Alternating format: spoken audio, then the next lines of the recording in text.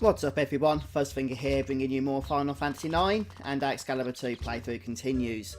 This is going to be covering the section D2-13 of a Thomas's walkthrough, with a link to that in the video description if you're following along with it. And it's quite a simple episode, but there is one annoying boss fight you're going to have to take care of towards the end, but I'll talk about that when we get to it.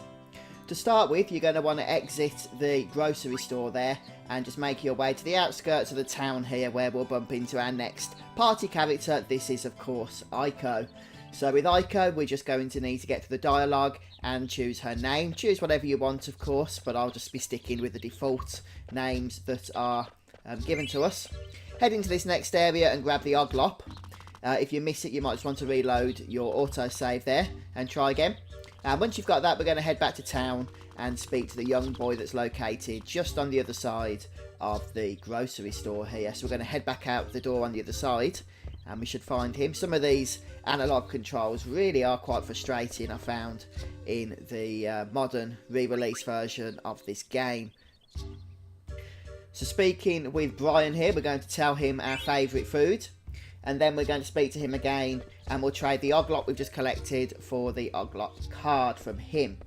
And then we can save our game, and that'll bring us to the end of the first mini session, if you like, of this main D2-13 session. So we'll go ahead and do that. And then once we've reloaded here and are good to go for the next part, we're going to head back out once more to the same place where we just found Aiko. And in this time, we're going to go ahead and start collecting the loot from this area. So there's 4 items for us to collect. 2 on this level up here, 1 on either side, and then 2 on the level just below us. So 2 of these items are these interesting stones. One's blue and one's red. We'll grab the blue one first, and then we'll head back down the vine that we just crawled up a moment ago, and then make our way over to the right, where we'll climb up another vine for those final 2 items, including that red stone. So you can ignore the Oglops at this point as well, don't worry about those. Right, there's a tent in this chest, and then the statue thingy there for the other stone. And now we're going to go and make our way over to the area we haven't yet been to, where we collected the Oglop from a moment ago, so just on the other side of that. And we'll find our Moogle friends are waiting for us. So what we're going to do at this point is very briefly just sort out our equipment. But before we do that, make sure you purchase the deals from Stiltskin.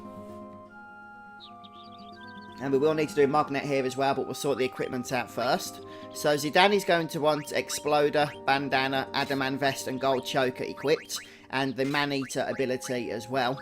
Garnet, you'll want the Mithril Rod, the Lamia's Tiara, Magic Armlet, Magician's Robe, which I don't have because I screwed up with the auctions in Trino, and the Maiden's Ring.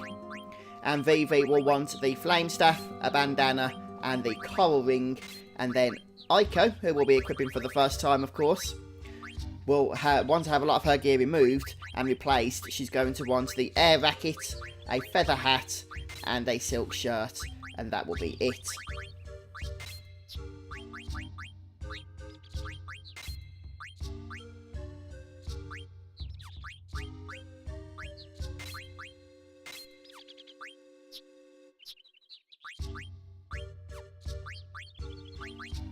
So I'm just going to go ahead and give Dagger a Silk Robe here, since I don't have the Magician's Robe, and then give Zidane that Man-Eater ability that I mentioned to you. And just before we save, don't forget to do that Magnet. In terms of Magnet, you're going to be delivering the letter to Suzuna here. So that's the letter from Magnet. You should have that. And you get a Koopa Nut. And now we can go ahead and save and move on to the third, final and perhaps most annoying mini session of D2-13.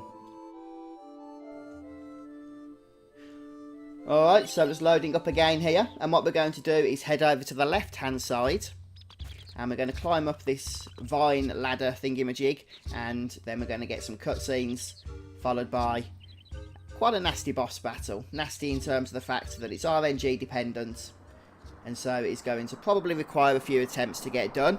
But I'm editing my recorded footage, so it will look like I'm doing it first time. Really, it was about my 9th attempt, I believe it was. I actually managed to get the RNG to work perfectly in my favour. So I'll explain what we have to do on that. Right, so here's the fight in question. And all you need to actually do is get each character to do the following in this order.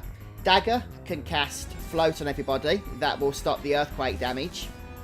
Vivi needs to cast Fire on the boss. Aiko needs to physically attack Zidane for 18 points of damage, which will always be 18 points of damage. And then Zidane needs to cast his Lucky 7 ability. Now, it actually did go wrong for me, even on this attempt that finally worked, because Aiko died before she could physically attack Zidane. So what I did was get Vivi to physically attack Zidane after he cast Fire. And the reason for that is that he also attacks for 18 points of damage, bringing Zidane's health into the range with a 7 at the end for his ability. So then, that... did I do it with Vivi? I believe it was Vivi. Yeah, it was Vivi. Even though I resurrected Aiko there, she dies again because she doesn't have Float on for this earthquake.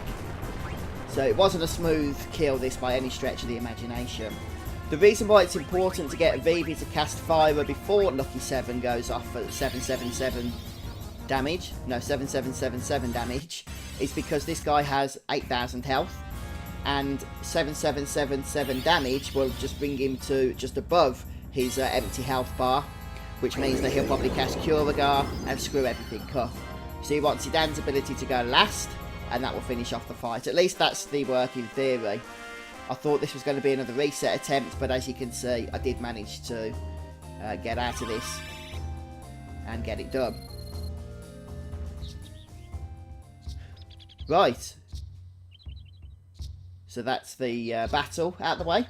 So we've got another cutscene here. And after this, we've almost done with this session, by the way. That boss fight's really the most annoying part of it. We're going to go ahead and loot the item from here.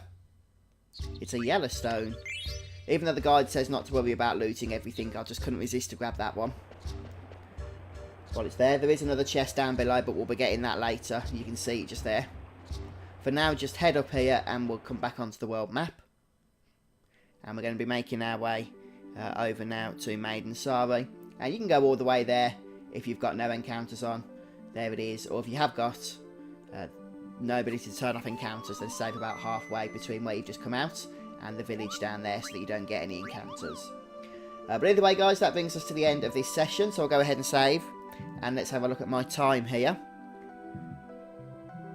So my time is 5 hours, 1 minute and 47 seconds. The target time is 21 minutes and 46 seconds, 5 hours of course. So we're still 20 minutes ahead of schedule. So I'm happy with the time of where we're at right now. But let me know in the comment section how you're also doing with time. And no doubt many of you are beating me because you already were before this episode. So I'm sure you will be after this one, since I didn't actually make up any time really. But thanks for stopping by today, folks. I hope this has helped you. And let's keep going, shall we, with more of our Final Fantasy IX Excalibur II playthrough. I'll see you for that in the next episode. Goodbye.